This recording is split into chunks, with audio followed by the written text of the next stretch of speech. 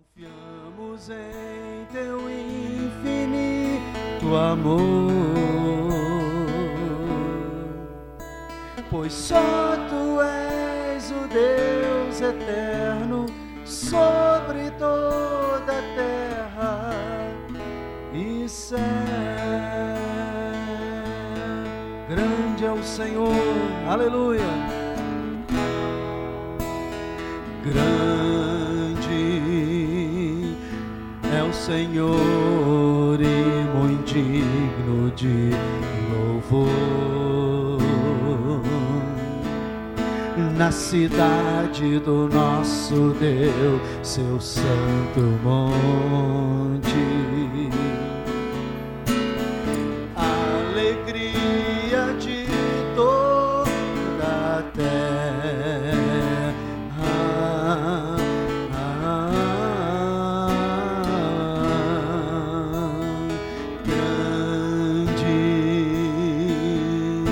É o Senhor em quem nós temos a vitória. É Ele que te ajuda, que nos ajuda contra o inimigo. Por isso diante dele nos prostramos.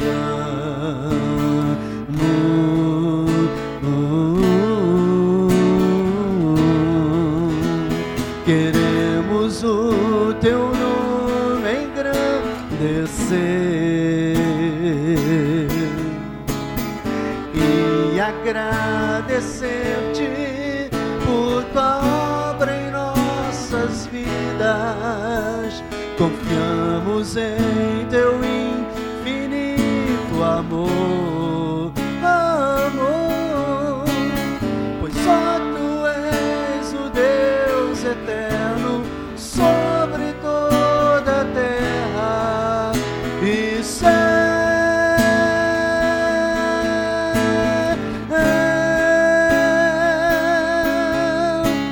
Oh, oh,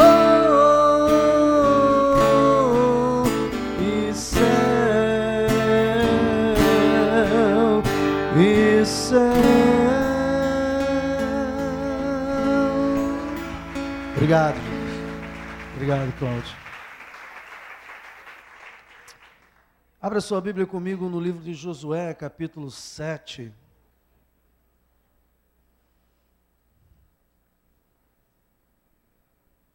Aleluia. Quantos acreditam que a pregação é uma palavra profética para a sua vida? Você sabe que há um segredo na pregação da palavra de Deus. A palavra de Deus, ela só tem efeito quem a recebe com fé. Ela só produz os seus efeitos para quem recebe com fé. A palavra de Deus, ela não arromba, ela não obriga. Ela é a semente que é lançada e ela, se ela cair numa terra boa, ela vai produzir os efeitos os quais ela está sendo pregada. Então, eu espero que você tenha vindo com essa expectativa no seu coração. Qual, pastor? De que Deus vai falar comigo esta noite. Amém? Josué capítulo 7, nós vamos fazer a leitura a partir do versículo 1, que diz assim: prevaricaram os filhos de Israel nas coisas condenadas, porque Acã, filho de Carmi, filho de Zabdi, filho de Zerá, da tribo de Judá, tomou das coisas condenadas. Diga, ele tomou das coisas condenadas. A ira do Senhor se acendeu contra os filhos de Israel. Aí você pergunta assim, caramba, um camarada tomou das coisas condenadas, mas a ira de Deus foi contra toda a nação. E aí, por que isso? Não parece injusto? Não, porque Deus tinha uma aliança com o povo de Israel. Então, tudo que acontecia era coletivo. Mesmo que um errasse, todo o povo pagava, porque Deus tinha uma aliança coletiva. Amém? Hoje, a nossa aliança com Deus é pessoal e coletiva. É pessoal porque cada um é salvo individualmente. Diga glória a Deus. E é coletiva porque quando nós unimos a nossa fé num só propósito, Deus também responde à concordância da fé unida aqui na terra. Então, versículo 2. Enviando, pois, Josué de Jericó alguns homens a Ai, e eu tenho que explicar aqui para você que não sabe, eles tinham acabado de vencer uma vitória tremenda, que Deus deu a vitória nas mãos dele, que era a entrada em Jericó, uma cidade murada, talvez a cidade melhor edificada daquela região. A muralha era tão grande, tão alta, que se construía casas na muralha. Aos olhos humanos era impossível aquelas muralhas caírem. E, no entanto, as muralhas caíram, Deus deu vitória a eles, e eles tiveram uma vitória estrondosa. Por quê? Porque eles não tiveram que fazer muito esforço, eles só seguiram obedecendo um ritual que Deus estabeleceu, de dar uma volta por dia, durante 7 dias, no 7º dia, 7 voltas, no final, gritar e a muralha cair. Então eles estavam felizes, estavam tão felizes e confiantes, de que agora a nova cidade a ser conquistada, Ai, era uma cidade pequenininha, sem fortaleza, sem muralha, e Josué olhou e disse assim, olha, se Jericó caiu na nossa mão, porque o Senhor está conosco, Ai vai ser molinho, não precisa ir todo mundo não. Então o versículo 2 diz isso, enviando pois Josué de Jericó alguns homens a Ai, que está junto a Bet-Aven, ao oriente de Betel, falou-lhes dizendo, subi e espiai a terra. Subiram, pois, aqueles homens e espiaram Ai. E voltaram a Josué, e lhe disseram, não suba todo o povo, suba uns 2 ou 3 mil homens a ferir. Ai, não fatigueis ali todo o povo, porque são poucos os inimigos. Assim subiram lá do povo uns 3 mil homens, os quais fugiram diante dos homens de Ai. Chegaram lá, sofreram uma derrota daquela terrível. Os homens de Ai feriram deles uns 36 e aos outros perseguiram desde a porta até as pedreiras e o derrotaram na descida. E o coração do povo se derreteu e se tornou como água. Então, Josué rasgou as suas vestes, se prostrou em terra sobre o rosto, perante a arca do Senhor até a tarde, ele e os anciãos de Israel, e deitaram pó sobre a cabeça, e disseram, Senhor Deus, porque fizeste este povo passar o Jordão, para nos entregares nas mãos dos amorreus, para nos fazer perecer? Tomara, nos contentáramos com ficarmos da além do Jordão. Senhor, que direi? Pois Israel virou as costas diante dos seus inimigos.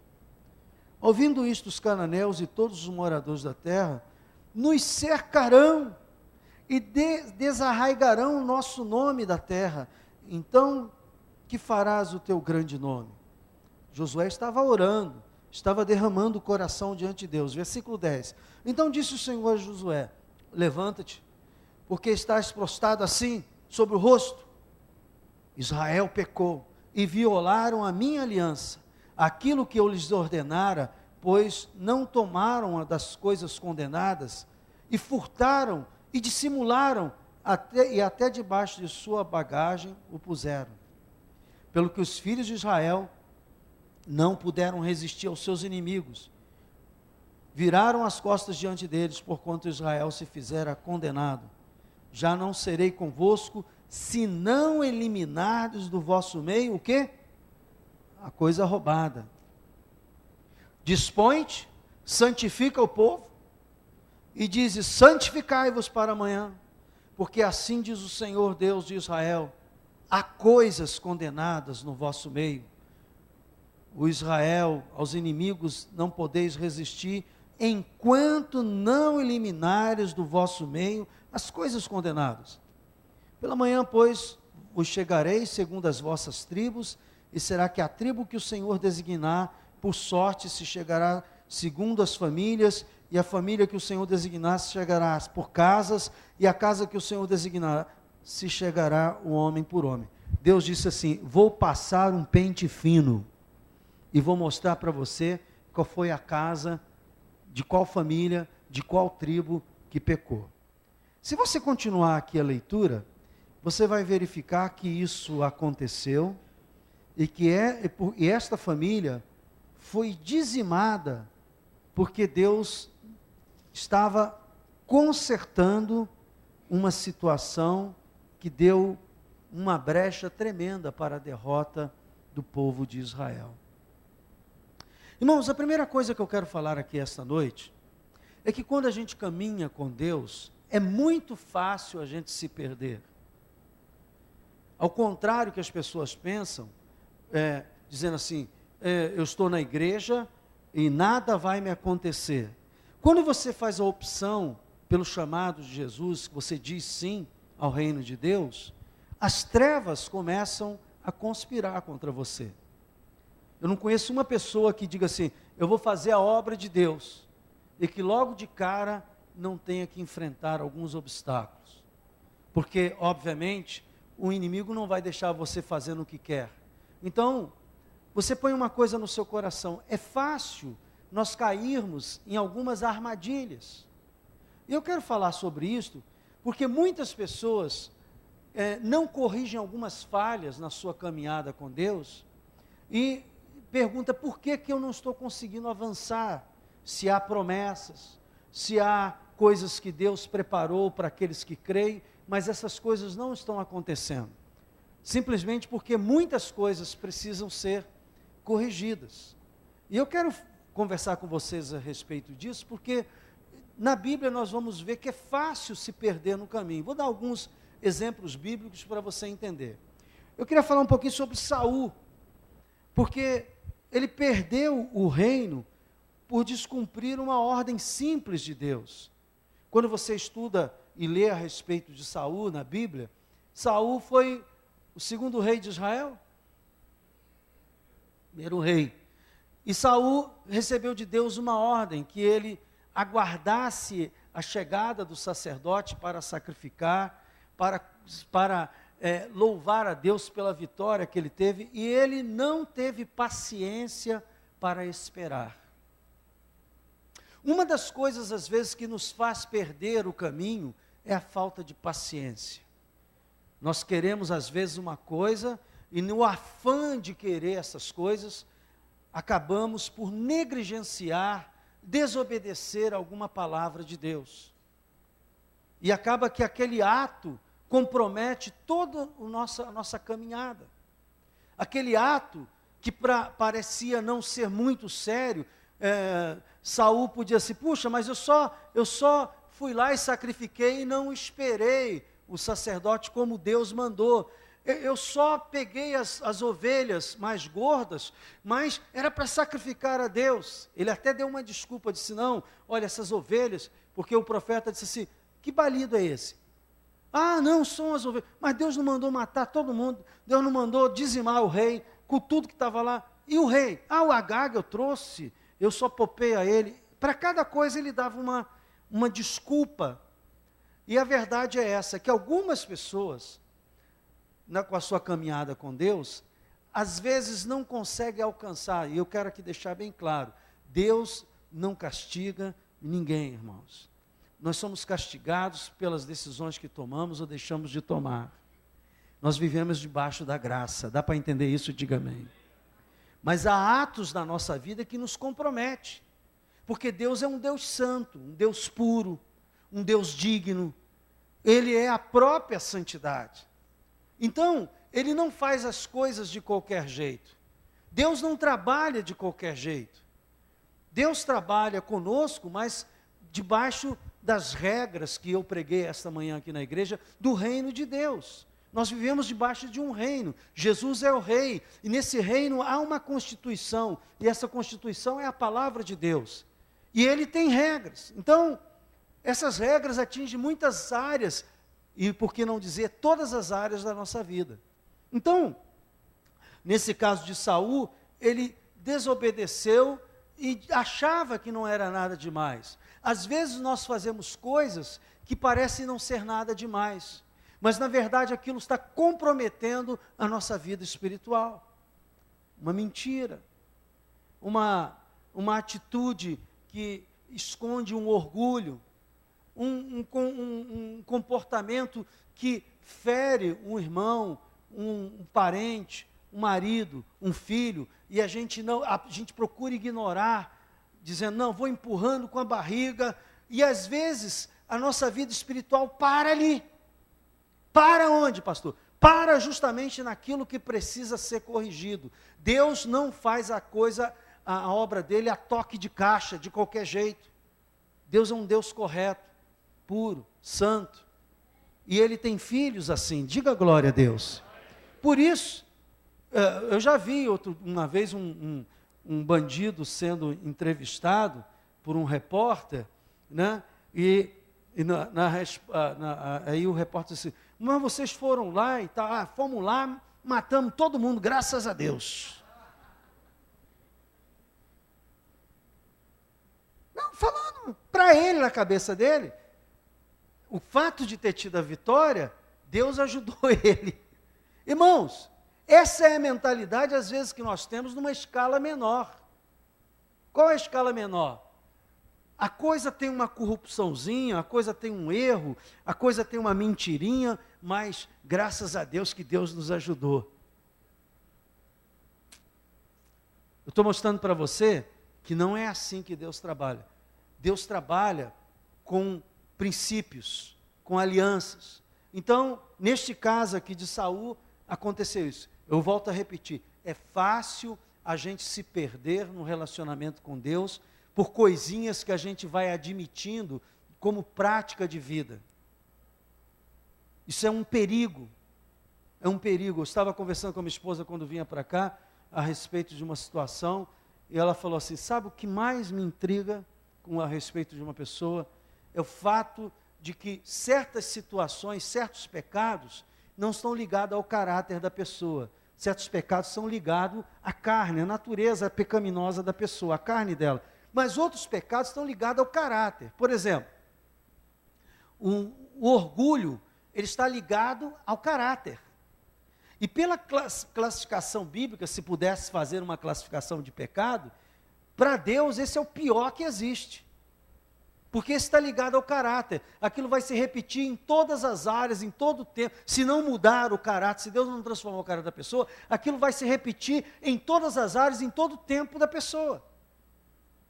Enquanto que outros pecados, que não têm a ver com caráter, têm a ver com a natureza pecaminosa, qual é a diferença, pastor? É que o caráter, quando você nasce de novo, ele te acompanha. Dá para entender isso? Diga amém. Por exemplo, eu ouvi já de uma pessoa assim, eu não precisei ser crente para ser honesto. Eu já era honesto antes de ser crente. Porque isso era uma coisa do caráter. Eu conheço gente que precisa ser trabalhada nisso. Por isso, quando eu estou ministrando essa palavra sobre corrigir falhas, eu estou falando de coisas que você precisa mudar para que a graça, o fluir do Espírito Santo acontece na sua vida. A religião formal não muda você, mas é a intimidade com o Espírito Santo que vai mudando, vai forjando esse caráter. Então, porque, irmãos, eu posso fazer a maior pagelança aqui, vim aqui dançar, queimar incenso, bater, nada disso vai mudar. Só muda se você abrir o seu coração para Deus e dizer assim, Senhor, transforma a minha vida. Eu reconheço que estou errado, me ajuda, eu sou fraco, me dá força. Eu quero corrigir isso. Um outro exemplo na Bíblia também sobre como é fácil a gente se perder, é Esaú. Esaú era irmão de Jacó. Filho de quem? De Josué? Esaú era filho de quem? Escola dominical. Hein? De quem? De Isaac. E ele tinha um irmão. Qual era o irmão? Jacó, né? Não é o César Jacó, não, mas era Jacó também. O que acontece? Ele um dia Olha só como é que é fácil se perder. Um dia ele estava com muita fome, não tinha caçado nada. Ele era um camarada que tinha uma vida um pouco dissoluta, ele ficava procurando as mulheres das outras tribos, era um cara que vivia em orgia, não tinha muita disciplina na vida dele, ele queria aproveitar a vida. Ele tinha um temperamento assim. Era bom caçador, bom de briga, né? Frequentava a academia da época, bastante musculoso, era bom de pontaria. O cara era o cara. E um dia ele estava lá com fome e viu o irmão preparando lá uma comida saborosa. Aí pediu para o irmão, me dá dessa comida aí. O irmão, que se chamava Jacó, que não dá ponto sem nó, sabia que quando ambos nasceram, quem saiu primeiro do ventre da mãe foi Esaú. E ele saiu segurando no calcanhar de Esaú. Aquilo já era, na verdade, uma profecia, né?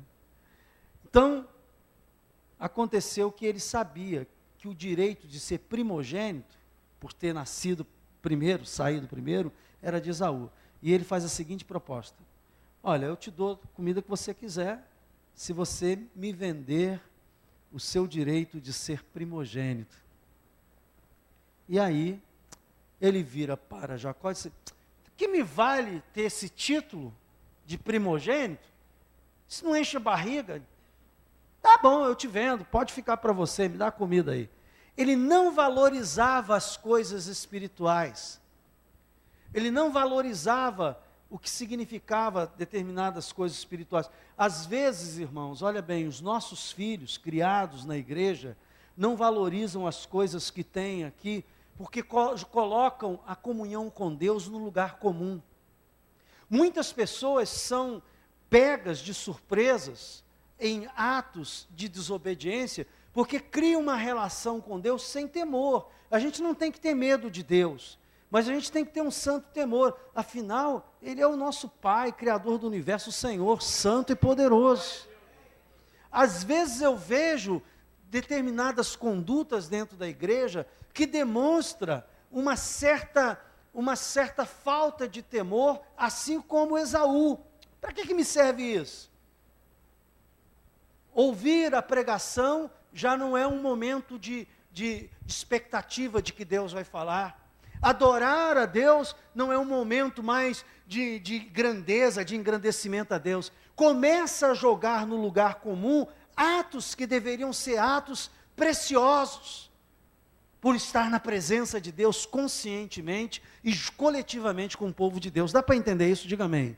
Eu já fui em igrejas, infelizmente, que o pregador está pregando e está um bando de homens sentado lá atrás, batendo papo. Aí entra um e sai, entra criança, vai lá, um burburinho. Eu digo, essa pessoa não tem temor. A presença de Deus, Deus está aqui, a palavra dele foi aberta. Olha, você sabe que, nisso eu gosto dos judeus, eles quando vão ler a palavra de Deus, eles têm todo um ritual, porque é a palavra do El Shaddai, do Deus Todo-Poderoso. Esta falta de temor por jogar certas coisas, tem pessoa que não valoriza pelo título que tem. Você foi feito filho de Deus. Você andava nas trevas, longe do Pai, perdido, sem salvação. A Bíblia diz que Jesus foi lá, tocou através do Espírito Santo, criou fé no seu coração. Você chegou à casa de Deus, agora você está começando a caminhar com Ele. Você entendeu que Ele perdoou os seus pecados. Ele começou a traçar um projeto que Ele já tinha antes da fundação do mundo para você. Começa a trabalhar e aí daqui a pouco você não vê grandes coisas. Não estou vendo grandes coisas. E não consegue ver, porque uma pessoa que começa a jogar a comunhão com Deus no lugar comum, está vivendo na carne. E quem vive na carne não pode agradar a Deus. Então Esaú não se apercebeu do valor do que Jesus tinha feito, que Deus tinha feito na vida dele, dando a ele o direito de ser o primogênito. Muitas vezes nós não estamos valorizando aquilo. Todos os dias, irmãos, eu valorizo os momentos que eu vivo. Eu vou almoçar agora com os meus filhos na hora do almoço, e saí de lá abraçado com a minha esposa, feliz da vida, alegre. Cheguei em casa, eu comentei com ela, disse assim, puxa, eu estou tão feliz de ter almoçado com os meus filhos, a gente ali, um ato simples, mas que para mim significa algo precioso. Quantos pais estão chorando porque não têm os filhos agora? Eu sei o que é isso, eu perdi um filho com 19 anos. E eu sei a falta que ele faz. Então, quando eu tenho, eles casados, estão seguindo a vida deles, já têm filhos, eu já sou avô, mas que coisa linda eu poder estar junto com eles ali. Tem gente que não valoriza. Que coisa linda a gente poder orar pela irmã Helenice, ela está aqui esta noite. Que coisa linda a gente poder ver que os nossos filhos estão sendo transformados de glória. Que coisa linda a gente ver essa juventude aqui, ver os adolescentes aqui.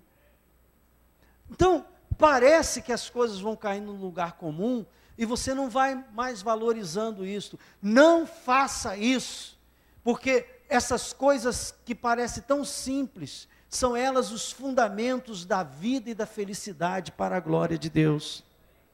Eu disse hoje aqui, se você não está conseguindo enxergar o teu próximo transformado, é porque você está olhando com os olhos da carne. Olhe com os olhos da fé e você verá essa pessoa transformada. Porque Jesus veio para os pecadores. Quantos sabiam que Jesus veio para os pecadores? Quem é pecador transformado aqui, ou sendo transformado, diz assim, eu tenho consciência disso, pastor. Então, Jesus veio para nós. Então, há um outro exemplo na Bíblia de pessoas que não se aperceberam e acabaram caindo espiritualmente por causa de uma cilada. Outro exemplo que eu quero dar é Jonas. Jonas foi engolido por um grande peixe, por achar que fazer sua vontade era melhor. Você sabe que existem pessoas obstinadas. Você sabe o que é uma pessoa obstinada? Pessoa obstinada é aquela pessoa, muita gente confunde obstinação com fé. E eu vou aqui traçar já a diferença. Fé está ligado eu acreditar naquilo que Deus falou comigo, aquilo que Deus quer para mim e que não contraria a palavra de Deus. Dá para entender isso? Diga amém. Isso é fé. Obstinação está ligado ao que eu quero, ao que eu penso, ao que eu acho e o que tem que ser. Toda pessoa obstinada, na verdade, ela faz um culto a si mesmo. Ela cultua a si mesmo. É o culto do eu. Tem que ser do jeito que eu quero. Eu já vi muitos lares, casamentos, sociedades, amizades serem destruídas por causa da obstinação, da inflexibilidade. Jonas era assim. Deus falou com ele, vai a Nínive, prega lá, aquele pessoal precisa se arrepender. Se você for lá pregar, a sua palavra não será em vão. E a Bíblia diz que ele resolveu ir, mas pegou um barco, foi para outro lado e acabou sendo engolido. Quantas pessoas estão sendo engolidas por situações por causa da sua obstinação? Coisas que poderiam ser poupadas da sua vida e não são, porque ela bota o pé firme e diz, tem que ser assim. E sabe o que aconteceu com Jonas? Foi engolido. E lá, quando ele já estava perecendo, ele clamou por Deus, e Deus, tudo bem, eu vou te tirar daí, mas você vai voltar lá e vai fazer o que eu tenho que fazer. Ele foi, ele pregou, a cidade se arrependeu, se converteu ao Senhor. Aí vocês assim, Jonas ficou feliz. Não, porque ele tinha o culto a si mesmo. Ele, depois de tudo isso, a cidade se converter e tal, ele fica chateado. E ele está lá reclamando, Deus faz nascer uma planta, ele fica na sombra da planta, oh, que coisa boa. Aí Deus vai lá, permite que um bicho come a planta, aí ele começa a reclamar, e por que a planta foi destruída? Aí ele diz assim, gozado, hein, Jonas? Você está preocupado com uma plantinha e não se preocupou com uma população inteira de uma cidade que iria perecer se não fosse a palavra de Deus. Porque o culto a si mesmo, ele ignora os sentimentos. A pessoa obstinada, ela ignora os sentimentos. Ela ignora os valores de outras pessoas. Ela ignora tudo, porque o que vale é a minha vontade. Muitas pessoas estão sendo engolidas por grandes peixes, eu estou usando aqui uma linguagem figurada, por situações, por não ter a capacidade de ser flexível e de entender que Deus é soberano para fazer pelo caminho que Ele quer. E não pelo caminho que eu estou querendo. Há um outro exemplo de pessoas que cometeram algum tipo de falha por não vigiar, por se perder. Eu poderia aqui citar o exemplo de Sansão. Sansão sofreu nas mãos dos inimigos por quebrar uma aliança com Deus. Ele tinha uma aliança com Deus, ele era prometido de Deus desde o ventre. Então, a aliança, ela era representada pelo cabelo dele. Esse era o segredo, ninguém podia saber. Este era o segredo. E ele ficava sempre paquerando as mulheres das outras tribos. Ia lá e tal. Não, porque as mulheres aqui de Israel não vale a pena as mulheres dos filisteus lá e tal. E ele sempre naquilo, mas enquanto ele manteve a aliança dele, Deus foi guardando ele. E ele tinha uma força estrondosa, que essa força não era dele, essa força era de Deus. Deixa eu falar uma coisa para você. Eu conheci homens que pregavam e achavam que pregavam, e as pessoas eram convertidas, porque ele era o bambambam da pregação. Mas não era. Tudo aquilo que ele fazia de pregação era inspiração do Espírito Santo.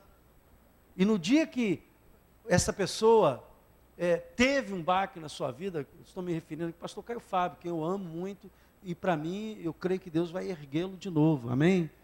Mas eu cansei de chorar, lendo livros do Caio Fábio, dizendo, meu Deus, que coisa. Depois ele escreveu livros, depois da queda, e você lia os livros e diz assim, onde é que está aquele escritor? Sabe por quê? Porque as coisas feitas com Deus se incorpora tanto através de nós, que dá a impressão que é a gente que está fazendo. Mas ouça o que eu vou falar, não era não. Sansão achava que a força que ele tinha, não, sou forte assim porque eu fui bem nutrido, sei lá. Ele se esqueceu que a força dele era da aliança que ele tinha com Deus. Eu conheço gente que casou com pessoas crentes, ouça o que eu vou falar aqui.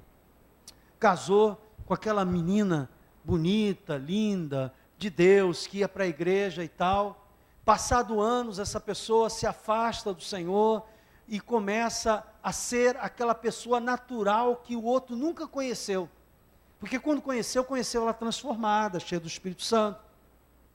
E eu já vi declarações desse tipo que eu vou falar aqui. Caramba, quando eu te conheci, você era uma pessoa. E hoje você é outra. O que aconteceu? Aconteceu que aquela pessoa nascida de novo, que ele conheceu, morreu. Morreu porque a pessoa não foi se cuidando, e agora ela estava vivendo com um defunto do lado, que falava, mas que não tinha vida com Deus. O que aconteceu? Aconteceu que na metade da caminhada, começou a achar que aquilo que ela tinha de bom era por ela mesma. Irmãos, ouça o que eu vou falar para você. Não caia nessa armadilha. Que armadilha? De achar que as coisas boas que você tem é porque você é sabido, é inteligente, é capaz. A sabedoria do homem para Deus, a Bíblia diz que é como nada. Em alguns momentos traduz isso como pano de imundície. Toda aquela que, não, sim, a justificação, o entendimento, nada disso para Deus, porque Deus é mais sábio que toda e qualquer sabedoria que um homem possa ter. Então, se algum louvor há, se alguma coisa boa há, é porque o Senhor é misericordioso. Glórias a Ele. Isto demonstra humildade. Humildade. Bem-aventurado os humildes de coração, porque eles verão a Deus. É fácil cair. Moisés. Estou falando de homens de autoexpressão. Moisés amava o povo, dava vida, tanto é que chegou um momento que ele disse para Deus que Deus podia levar ele, porque ele estava ali representando o povo. E ele cai num ato de desobediência, num momento de ira, num momento de raiva. Moisés, que era manso, a Bíblia diz que nunca houve um homem tão manso como Moisés, mas ele teve o seu dia. Tinha até um filme, né? O cara que, como é que era o nome do filme? Dia de Fúria, né? O cara ficou irado, saiu fazendo loucuras. Moisés também teve esse dia. E ele bate com violência na rocha, quando Deus disse para tocar. E Deus disse assim: olha, Moisés, só por causa dessa tua ira aí, você vai ver a terra prometida, mas não vai entrar. Tu vai levar o povo até lá perto, vai ver a terra, mas não vai entrar. E aconteceu justamente isso. Ele perdeu a possibilidade dessa grande vitória que Josué teve de entrar com o povo na terra prometida. Era Moisés que ia fazer, porque ele deixou a ira tomar conta do seu coração, o ressentimento, o ódio. Há pessoas que perdem tantas coisas preciosas na sua vida por permitir que essas coisas entrem. E a glória de Deus, a unção de Deus vai tornando a face dela menos luminosa.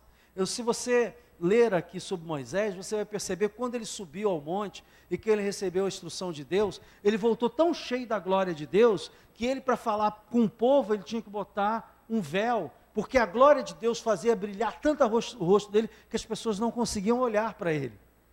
E a Bíblia diz que o tempo foi passando, alguma coisa aconteceu, e o rosto de Moisés já não brilhava, mas ele, para manter o status, para manter a postura, ele ainda usava o véu, mas quando já não havia mais brilho no seu rosto. Por quê, pastor? Porque nós, às vezes, achamos que atos religiosos vão desculpar a nossa transformação em Cristo. Não vai. Aquilo que eu falei, não há pagelança que eu faço aqui, não há óleo que você passe na cabeça, não há água benta que você jogue, não há nada que você faça que transforme, porque só o Espírito Santo conhece você e é Ele que quer fazer a obra na sua vida. Portanto, ouça o que eu vou falar para você aqui agora. Vigie, não deixe entrar no seu coração iras, ressentimentos, ódios, porque o maior prejudicado não será a pessoa com quem você vai ter ira contra ela, o maior prejudicado vai ser você. Eu digo que, acima de tudo, perdoar é um ato de inteligência, porque quando você perdoa, você libera a pessoa da sua vida, ela vai em paz e você também, graças a Deus. Porque quando você não perdoa, aquela pessoa todos os dias está ali dentro de você, nem é fora, dentro de você, te fazendo pensar, te fazendo refletir. Perdoa, perdoa, em nome de Jesus. E por último, eu quero dar o exemplo agora de Josué, a história que nós estávamos lendo aqui ainda agora. Ele sofre essa derrota por causa de uma desobediência de alguém, nem foi dele, mas havia uma aliança coletiva. Amém? Você entende disso? Quando a Dilma vai lá fora, é o Brasil que está lá fora, porque ela representa a nação brasileira. Verdade isso? Diga amém. Ela foi eleita. No caso de Josué, ele foi colocado ali por Deus, representando o povo. Então, se Deus lhe mostrar o que precisa ser corrigido na sua vida, ouça bem o que eu vou falar para você. Pare o que você está fazendo, pois não terá valor e nem êxito você ir adiante. Obedeça a orientação divina. Sabe por quê? As promessas não se cumprem quando você tem alguma coisa a ser corrigida na sua vida. Se o teu filho faz alguma coisa errada, preste atenção no que eu vou falar agora. Ele faz uma coisa errada, aí ao invés de você corrigir e educar, você dá para ele um prêmio. Sabe qual é a leitura que ele vai fazer? Não tem nada demais. Eu posso proceder assim, porque assim não tem nada demais. Estou falando para você espancar teu filho, não é isso que eu estou falando. Você não pode deixar passar em branco. Chame para conversar. Diz, isso aqui que você falou. Eu às vezes, eu levo alguns dias, eu vejo alguma coisa, eu fico medindo, porque eu tenho a palavra muito forte, sou um profeta, sou um pastor, eu posso matar uma pessoa com a palavra. Dá para entender o que eu estou falando? Diga amém. Eu tenho consciência da posição que eu ocupo, e tenho consciência que a minha palavra pode destruir uma pessoa. Então eu tenho que medir com quem estou falando e falar de uma forma mais suave, mas eu não deixo passar, porque eu entendi o seguinte: quem cala, por isso Deus não cala. Por isso você fica patinando, diz, o que não está funcionando? O que não está dando certo na minha vida? Meu irmão, Deus está falando para você, para e corrige isso. Porque Ele não vai ficar continuando. Quando você começa na fé, deixa eu explicar isso. Quando você é novinho na fé, você já viu criança pequena? Criança pequena faz pirraça, a gente não esquenta muito. Já está ali a natureza pecaminosa nela, só vai se desenvolver, né? Porque ninguém ensina a criança a fazer pirraça. Ela faz porque a natureza pecaminosa dela já nasceu com ela. Ela não é pecadora porque comete pecado. Ela é pecadora porque ela é filha de Adão. Dá para entender isso? Diga amém. Nasceu com DNA com defeito no seu caráter. Então, a criança é pecadora. Bebê mais lindo que você nasceu é um pecador. Mas não é pecador porque comete pecado. É pecador porque já nasceu com a natureza pecaminosa. Até que nasça nessa nova pessoa a natureza de Cristo, ela vai desenvolver essa natureza pecaminosa. Vai fazer pirraça, da pirraça vai passar para mentirinha, vai passar para isso, e os pecados vão se desenvolver nela. Só para você entender. Mas quando você vê uma criança pequena fazendo determinados atos, você é criança. E claro, não vai exigir dela certas posturas de uma pessoa adulta. Você não é maluco. Amém? Hoje mesmo eu estava almoçando e o meu neto estava almoçando conosco. E aí a gente estava explicando para ele algumas coisas, que ele é perguntador, ele quer saber tudo, né? Então a gente estava ensinando algumas palavras em inglês para ele. E a mãe ensinando, e a avó ensinando, e falando assim. Aí teve um negócio lá e eu perguntei para ele o quê? Você lembra a palavra que eu usei?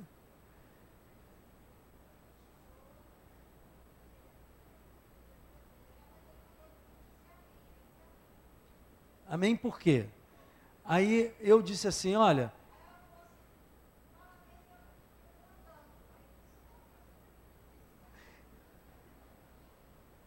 Tá, aí você vai e explica. Mas eu falei para ele uma palavra, e aí a minha filha Bela falou assim, pai, você está falando com uma criança, ainda ficou fazendo gozação comigo, né? Não sei nem que palavra foi. Porque às vezes eu estou falando, e você tem que pronunciar, estamos ensinando em inglês, eu disse, você tem que pronunciar a palavra corretamente. Ele olhou para mim, olhou para a tia, aí foi quando a Bela disse assim, pai, você está falando com uma criança, ele não sabe o que é pronunciar. Isso ainda não entrou no vocabulário dele. Então, obviamente, quando nós espiritualmente somos novos, nascidos de novo, Deus tem uma paciência. E se você verificar, olha bem o que eu vou falar agora. O volume de pecados, o volume de milagres que acontece quando você se converte, sempre é maior do que depois na caminhada. Quantos já observaram isso? Quando a gente é novo convertido, acontece uma porção de milagres, uma porção de coisas e tal. Por quê? É os primeiros momentos da fé. Mas depois, você vai crescer. Deus quer que você cresça. Você não pode ser eterno bebê da fé. Você não pode ficar eternamente achando que Jesus é só para curar e para libertar e resolver problema. Ele quer moldar o seu caráter. Lembra quando eu comecei falando aqui sobre isso? Deus quer transformar coisas que veio com defeito de fabricação da sua natureza. E esse processo ele usa a palavra e o Espírito Santo. E se ele não usar esse processo com você e for apoiando todos os seus maus hábitos, todos os seus erros, suas mentirinhas, tudo aquilo que você precisa ser corrigido, ele não vai levar você à estatura de varão perfeito, como diz a palavra de Deus. Então é um processo. Por isso, irmãos, eu quero colocar para vocês aqui nesta noite o seguinte: temos que fazer como Josué fez. Primeira coisa, ele rasgou o coração na presença de Deus. Ele não ficou se desculpando para Deus. Ele sabia que alguma coisa estava errada. E sabe uma coisa? Essa honestidade que Deus espera de nós. Que a gente, não adianta você querer se enganar, você tem que ser honesto com Deus. Olha, essa situação aqui realmente está ruim. O problema é que a gente faz sempre aquela desculpa, não, eu fiz isso por causa daquilo, eu fiz aquilo porque fulano fez aquilo, sempre estamos, esqueça o fulano, esqueça a mulher, o filho, o marido, é você e Deus, é vocês dois lá, é Deus dizendo para você, eu quero saber você, esquece quem está ao seu lado, eu estou falando contigo. É como um filho que você vai corrigir, e chega lá, não, porque meu irmão, esquece o teu irmão, estou falando com você. Teu irmão vai ter a hora dele, a vez dele, a forma dele. É contigo. O papo é reto. É com você. Então, quando você entra na presença de Deus, você tem que entrar com integridade. Não adianta você ficar se desculpando. Não adianta você ficar falando, não, Deus, não. Quando você vai com esse coração de humildade, dizendo, Deus, eu sou um vaso de barro, quebra a minha vida, faz tudo de novo, eu preciso realmente ser transformado, eu não tenho forças, eu sou assim, mas eu creio que Tu és o Deus Todo-Poderoso, que Tu transforma a água no vinho e que Tu pode transformar um pecador numa bênção. Esse é o caminho. Josué fez esse caminho. Depois o Espírito Santo nos falará. Você sabe que Deus fala todos os dias com você? Você pode não ouvir, mas Deus fala todos os dias com você. Todos os dias. Da hora que você acorda, da hora que você vai dormir, Deus fala muitas vezes. O problema é que a gente está na lida da vida, não percebe que Deus está mostrando e falando. Mas eu vou dizer uma coisa para você. O Espírito Santo vai falar por meio da palavra. O Espírito Santo vai falar por meio de uma liderança. Vai falar por meio dos seus profetas. Eu aqui sou um profeta que estou falando. Ele fala por meio de situações, ele fala até pela boca de uma criança, sabia disso? Eu já ouvi Deus falar para mim diretamente, uma criança falando, ela não sabia o que estava falando, mas eu sabia o que ela estava falando. Ela estava falando, ela não tinha entendimento do que ela estava falando. Ela estava falando por falar, na cabeça dela, mas eu sabia que era Deus que estava falando comigo. Eu digo, sim, Senhor, estou entendendo o recado. Você tem que ter essa percepção. Então, se Deus lhe mostrar o que precisa ser corrigido, pare o que você está fazendo e diga, não, eu vou entrar na presença de Deus, eu vou corrigir isso. Nenhum trabalho, irmãos, nenhuma oferta, nenhum esforço substitui a obediência. Se você ler um dos textos da palavra de Deus, Mateus, vem aqui comigo, capítulo 5, só para a gente fechar isso aqui. Mateus capítulo 5, vem aqui comigo.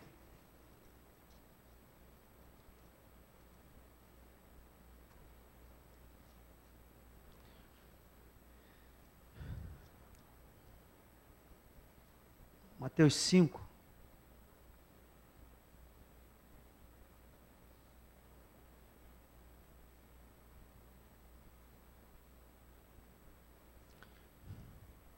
Jesus, através dessa palavra, nos mostra o coração de Deus. Olha só, Mateus capítulo 5, versículo 21 a 26, diz assim: Ouviste que foi dito aos antigos, não matarás, quem matar estará sujeito a julgamento.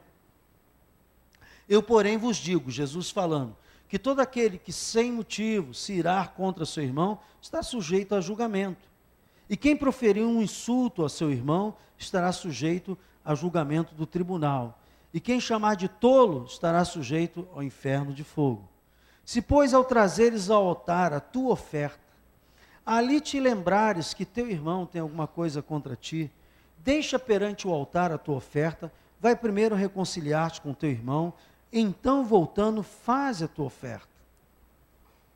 Entra em acordo sem demora com teu adversário, enquanto estás com ele a caminho, para que o adversário não te entregue ao juiz, o juiz ao oficial de justiça, e sejas recolhido à prisão. Em verdade te digo que não sairás dali enquanto não pagares o último centavo. Deus está dizendo assim, gente, não pensa que a tua vida vai para frente sem antes você acertar esses detalhes. E eu vou dar um conselho prático. Irmão, isso é igual tinta. Tanto fazer obra e igreja, eu aprendi algumas coisas. E uma das coisas que eu aprendi é que a tinta, quando cai, o ideal é você já ter um pano e já limpar. Porque no outro dia, aquela tinta já seca, já vai ser difícil sair. E quanto mais tempo passar, mais dificuldade você vai ter para removê-la. A ponto de algumas tintas você ter que raspar para aquilo sair. A mesma coisa são esses pecados de relacionamento. Corrige logo, porque depois vai ficar mais difícil, e mais difícil. Eu conheço gente, ouça o que eu vou falar, é muito sério, que ficou doente, com doença séria, que não havia oração de santo que curasse. Ah, vamos lá, que tem uma irmã que é uma benção que orava, não era curada. Vamos lá, pastor tal, não orava. Reunião de oração, campanha de oração, e a pessoa não era curada. Até que um dia, Deus disse para ela, você tem que fazer o que eu já mandei você fazer. Volta lá, pede perdão, perdoa. Se for o caso, se reconcilia. Se não dá para viver, mas pelo menos peça perdão. Por quê? Você não vai dar um passo para frente. E a pessoa foi, fez, no outro dia estava curada. Deus não passa um apagador, dizendo, não, si mesmo. Nascemos em Cristo para vencer o mundo e não podemos ficar impedidos por nós mesmos. A palavra de Deus diz que obedecer é melhor que... Então, obedeça. Não tenha medo de obedecer o que Deus está falando. Porque o que parece que você vai sentir dor na sua carne, no seu orgulho, na sua vaidade. Mas ouça, ao se encaixar naquilo que Deus está pedindo para você fazer, você vai sentir o poder da libertação. E a tua vida vai andar para frente, vai adiante. Eu quero terminar dizendo para você que o poder da nossa oração e da nossa autoridade está em duas coisas. Primeiro, e ouvir e praticar a palavra. Se eu ouvir e não praticar, não funciona. Ouvir e praticar. Segundo, você tem que de vez em quando fazer um autoexame na presença de Deus, com honestidade, e colocar para Deus aquilo que precisa mudar. Porque todos nós, eu, você e qualquer outra pessoa, está sempre num processo de transformação e mudança. Até quando, pastor? Até chegar ao céu. De glória em glória. Até chegar lá. Pastor, e se eu chegar lá não tiver perfeito? O sangue de Jesus estará sobre a sua vida, sobre a minha, e este sangue nos purificará. Mas aquilo que você pode fazer, Deus não vai endossar. Você já viu que gente ruim demora a morrer? Nunca prestou atenção nisso, não? Uma das coisas que eu tenho certeza que eu vou viver muito tempo está baseada nessa teoria. Que eu sou tão ruim que eu digo, meu Deus, até ser transformado, eu vou viver até os 95 anos. Ah, pastor, então vou ser bastante ruim. Cuidado que se chegar o tempo e você não tiver transformado, você pode ir para o lugar errado. Mas ouça, você já viu? Às vezes o cara... Tem um ditado que diz que vaso ruim, o quê? Não quer, tá vendo como é que você conhece? Isso é teologia pura. Por quê? Porque a Bíblia diz que Deus é misericordioso para com o pecador. E Ele vai dando oportunidades, porque Ele não quer que ninguém se perca. Deus não quer que ninguém se perca. O amor dele é maravilhoso. Mas Ele criou um ser autônomo. Um ser que tem vontade própria, criada à imagem e semelhança dele. Então, essa vontade, às vezes, está sendo usada de forma errada. Eu estou usando a minha vontade para desobedecer e não para obedecer. Eu estou usando a minha vontade para odiar e não para amar. Eu estou usando a minha vontade para fazer aquilo que eu quero e não o que Deus quer. E Deus, na sua misericórdia e paciência, vai permitindo. Mas ouça, é só sofrimento. Porque alguém que vive sempre burlando, violentando a palavra de Deus, não tem paz no coração, irmãos. Obedecer traz paz. Obedecer traz tranquilidade, conforto. Obedecer traz alegria. Obedecer te faz descansar nos braços do Pai e dizer assim: eu fiz aquilo que Deus queria que eu fizesse. E agora? Nenhuma condenação há para aqueles que estão em Cristo Jesus. Traz paz. Então, hoje, eu quero dizer para você, numa síntese de tudo que eu falei, corrija as falhas e faça o que Deus espera que você faça. Vamos ficar de pé.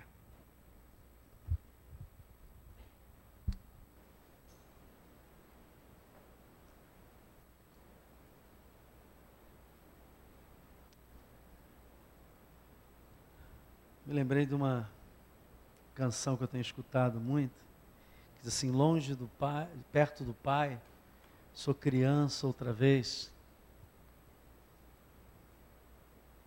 Eu espero que você entenda a minha pregação. Irmãos, eu não estou aqui para acusar ninguém. Amém? Estou aqui para acusar ninguém. Mas ninguém cresce em cima de mentira. Nós temos que crescer em cima da verdade.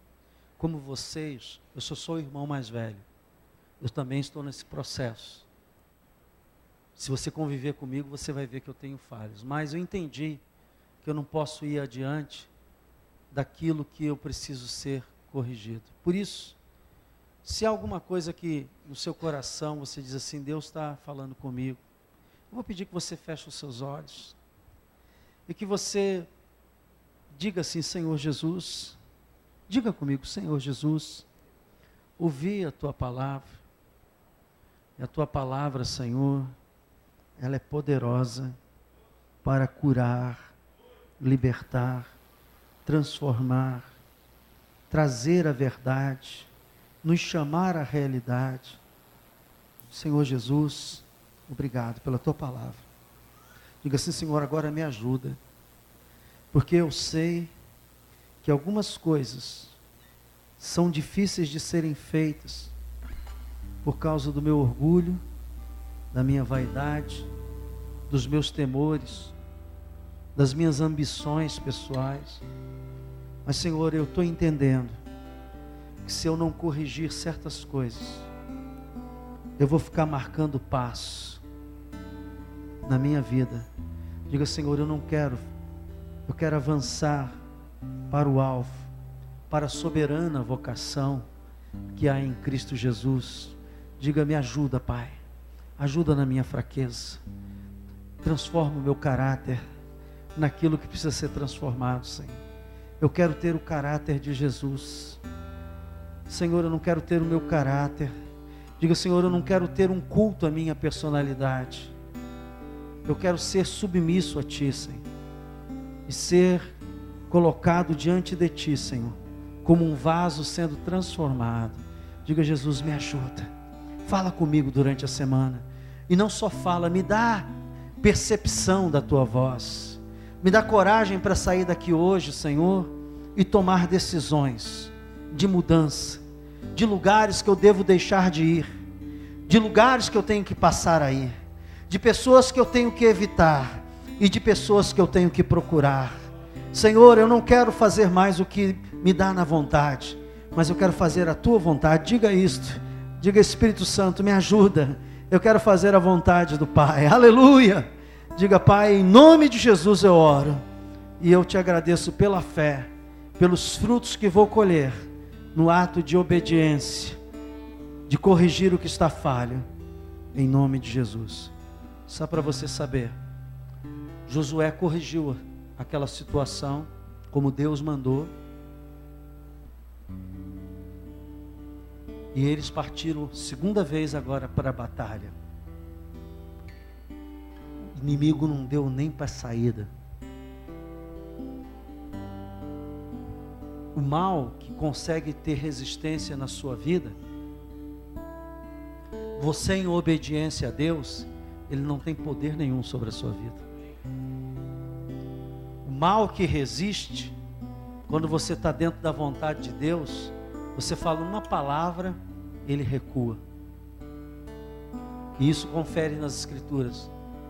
Resistir ao diabo. Por que ele vai fugir? Porque ele sabe quem você é. E se alguma falha há, ele sabe que você vai pedir perdão e mudar. Até quando? Até nós chegarmos ao céu. E lá, na presença do Pai, não haverá mais pecado.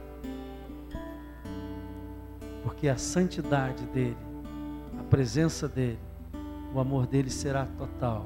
Não será em conta-gotas como é hoje, por causa da nossa natureza. Não por causa de Deus, não, por causa da nossa natureza. Que o Senhor te abençoe e te guarde, faça resplandecer sobre ti o seu rosto, te dê a paz, que o amor de Deus e as consolações do Espírito Santo sejam com todos vós. Eu vos abençoo em nome do Pai, do Filho e do Espírito Santo, amém. Saia daqui louvando a Deus, amém. Senhor, quebra o meu orgulho, eu quero descer nas ondas do teu amor, me